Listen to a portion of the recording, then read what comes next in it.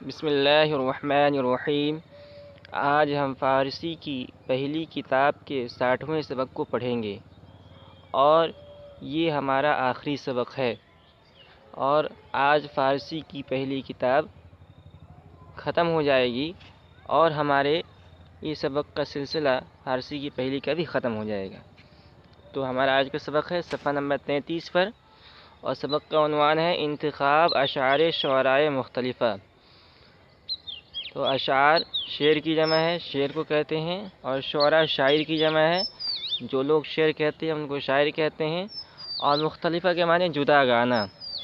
تو انتخاب اشعار شعراء مختلفہ کا ترجمہ ہوگا جدا گانا شاعروں کی اشعار سے انتخاب، مختلف شاعروں کی اشعار سے انتخاب۔ یعنی اس سے پہلے جو انہوں نے منظوم کلام پیش کیا تھا، اشعار پیش کیے تھے، وہ کسی ایک شاعر کے تھے، جیسے کہ انہوں نے سب سے پہلے نام حق نامی کتاب سے پیش کیا تھا، اور یہ نام حق نامی کتاب سے انتخاب پیش کیا تھا، تو ایک ہی کتاب سے تھا وہ۔ اب یہاں جو ہے نیچے میں مختلف شاعروں کے کلام سے تھوڑا تھوڑا نمونہ پیش کریں گے۔ تو سب سے پہلے ہے قطعہ۔ پہلے قطعہ کسے کہتے ہیں اس کو سمجھ لیں۔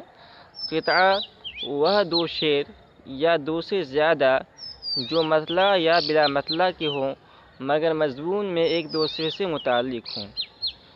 تو قطعہ کے اندر دو شعر ہوتے ہیں یا دو سے زائد شعر ہوتے ہیں، لیکن وہ مضمون میں ایک دوسرے سے متعلق ہوتے ہیں۔ تو یہ قطعہ کے معنی ہو گئے، اور یہ ابن یمین کا قطعہ ہے۔ ابن یمین ایک مشہور ایرانی شاعر ہیں، اور ان کا تخلص تھا ابن یمین۔ تو ان کا شعر ہے: مرد باید کہ ہر کجا باشد، مرد باید، مرد من انسان، مرد باید کہ ہر کجا باشد، انسان کو چاہیے کہ ہر کجا باشد، کہ جہاں کہیں بھی ہو، کجا باشد جہاں کہیں بھی ہو، عزت خویشتن نگہ دارد، اپنی عزت کا، عزت خویشتن اپنی عزت کا نگہ دارد نگاہ رکھے، خیال رکھے، عزت خویشتن نگہ دارد اپنی عزت کا خیال رکھے۔ خود پسندی و ابلہی نہ کند، خود پسندی کے معنی خود پسندی، اپنے آپ کو اچھا سمجھنا، بڑا سمجھنا، اور ابلہ سے ابلہی بیوقوفی۔ تو کہہ رہا خود پسندی و ابلہی نہ کند، خود پسندی اور بیوقوفی نہ کرے، ہر سے کبر و منی است بگزارد، کبر کے معنی بڑا، اور منی بھی اسی کا مرادف ہے، اس کے معنی بڑائی کے، تکبر کے آتے ہیں۔ ہر سے کبر و منی است بگزارد، ہر سے کبر و منی است جس سے غرور اور تکبر ظاہر ہو، ہر سے کبر و منی است جس چیز سے تکبر اور غرور ظاہر ہو، بگزارد اس کو چھوڑ دے۔ بطریق رود کے مردم را، بطریق ایسا طریقہ، ایسا راستہ، رود چلے، اختیار کرے، کہ مردم را کے لوگوں کو، سرے موئے زخود نیازارد، سرے کے معنی سر کے آتے ہیں، اور منہ کے معنی بال، سرے موئے معنی بال برابر، سرے موئے زخود اپنے سے، نیازارد تکلیف نہ پہنچائے، سرے موئے زخود نیازارد اپنی ذات سے بال برابر نہ ستائے، ازاریدن سے ہے نیازارد، نہ ستائے، اپنی ذات سے بال برابر بھی نہ ستائے۔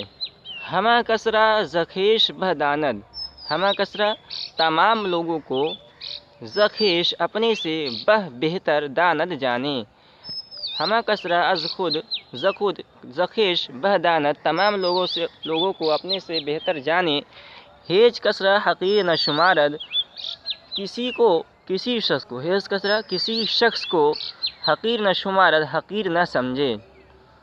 تو یہ پورا ہو گیا۔ آگے ہے قطعہ مرزا بیدل۔ مرزا بیدل کا قطعہ ہے، اور مرزا بیدل یہ بھی ایک مشہور شاعر ہیں، اور انہوں نے گلستان کی شرح لکھی ہے۔ کہہ رہے ہیں دشنام اگر دہد خسیسے، دشنام کے معنی آتے ہیں کمینہ، دشنام کے معنی آتے ہیں گالی، گالی دینا، کسی کو برا بھلا کہنا، اور خسیسے کے معنی آتے ہیں کمینہ، خسیس کے معنی کمینہ، اسی سے خسیسے نکرہ ہے۔ دشنام اگر دہد خسی سے اگر کوئی کمینہ دشنام دہد گالی دے، دشنام اگر دہد خسی سے اگر کوئی کمینہ کسی کو گالی دے، چارہ نہ بود بدش شنیدن، تو سننے کے سوا کوئی چارہ نہیں ہے۔ یعنی اگر کوئی آدمی کمینہ آدمی، خسیس آدمی کسی دوسرے انسان کو، شریف انسان کو گالی دے رہا ہے تو اس شریف انسان کو گالی سن لینا چاہیے، اس گالی کا جواب نہیں دینا چاہیے۔ اب کیوں گالی کا جواب نہیں دینا چاہیے؟ دوسرے مصرعے کے اندر اس کا جواب دے رہے ہیں، گر پائے کسی سگے گزیدہ، گزیدن سے ہے کاٹنا، اگر پائے کسی سگے، سگ سے سگے نکرا ہے کتا، گر پائے کسی سگے گزیدہ، اگر کسی کے پاؤں کو کتا کاٹ کھائے، گر پائے کیسے اگر کسی کی پاؤں کو سگے گزیدہ کتا کاٹ لے، سگرا نتما عوض گزیدن، تو اس کے بدلے میں عوض، اس کے بدلے میں سگرا کتے کو نتما عوض، اس کے بدلے میں گزیدن، نتما گزیدن نہیں کاٹنا چاہیے۔ سگرا نتما عوض گزیدن، تو اس کے بدلے میں کتے کو نہ کاٹنا چاہیے۔ یعنی اگر کوئی کتا کسی شریف انسان کو کاٹ لیتا ہے تو وہ شریف انسان کتے کو کاٹے گا؟ ظاہر سی بات ہے نہیں کاٹے گا۔ تو اسی طرح اگر کوئی گالی دے رہا ہے شریف آدمی کو تو گالی سن لینا چاہیے، گالی کا جواب نہیں دینا چاہیے۔ رباعی، رباعی یہ بھی صنف شعر کا ایک صنف ہے، اصناف شعر میں ایک صنف ہے، اس کا نام رباعی ہے، اور رباعی 4 مصر والی نظم کو کہتے ہیں۔ تو یہاں پر 2 ہی ہے، یعنی 2 صرف کیا کہتے ہیں 4 رباعی کہتے ہیں 4 مصر والی نظم جس کے پہلے، دوسرے اور چوتھے مصرے ہم قافیہ ہوں۔ تیسرا مصرع جو ہے ہم قافیہ ہو بھی سکتا ہے، نہیں ہو سکتا ہے، ضروری نہیں ہے۔ پہلا، دوسرا اور چوتھا مصرع ہم قافیہ ہوتے ہیں۔ تو دیکھیں نظامی کا رباعی ہے، اور نظامی یہ مشہور شاعر ہیں، اور سکندر نامہ انہوں نے لکھا ہے، کتاب ہے سکندر نامہ، انہی کی تصنیف ہے۔ کہہ رہے ہیں پیغام خدا نخست، نخست پہلے آ چکا ہے، پہلے پیغام خدا نخست آدم آورد، پیغام خدا، خدا کا پیغام نخست سب سے پہلے آدم آورد، آدم علیہ السلام لے لائے۔ پیغام خدا نخست آدم آورد، سب سے پہلے حضرت آدم علیہ السلام خدا کا پیغام لائے۔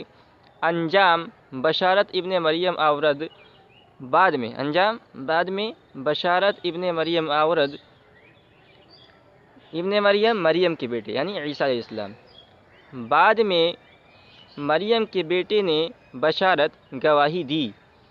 تو انجام بشارت ابن مریم آورد، بعد میں ابن مریم نے، مریم کے بیٹے نے یا عیسیٰ علیہ السلام نے گواہی دی۔ یہ اشارہ ہے کہ حضرت عیسیٰ علیہ السلام نے گواہی دی تھی کہ میرے بعد ایک رسول آئیں گے آخری زمانے میں، جن کا نام احمد ہوگا۔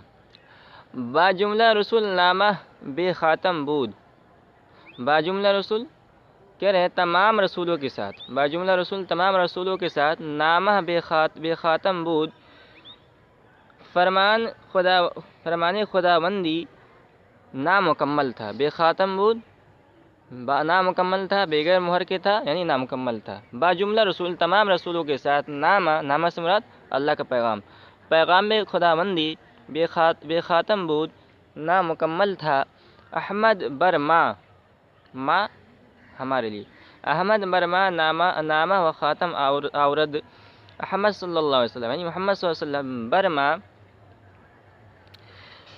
ہمارے، احمد برما نامہ و خاتم آورد، احمد صلی اللہ علیہ وسلم ہمارے لیے مکمل پیغام لائے، نامہ و خاتم آورد یعنی پیغام، مکمل پیغام، احمد صلی اللہ علیہ وسلم ہمارے لیے نامہ و خاتم آورد، مکمل پیغام لائے۔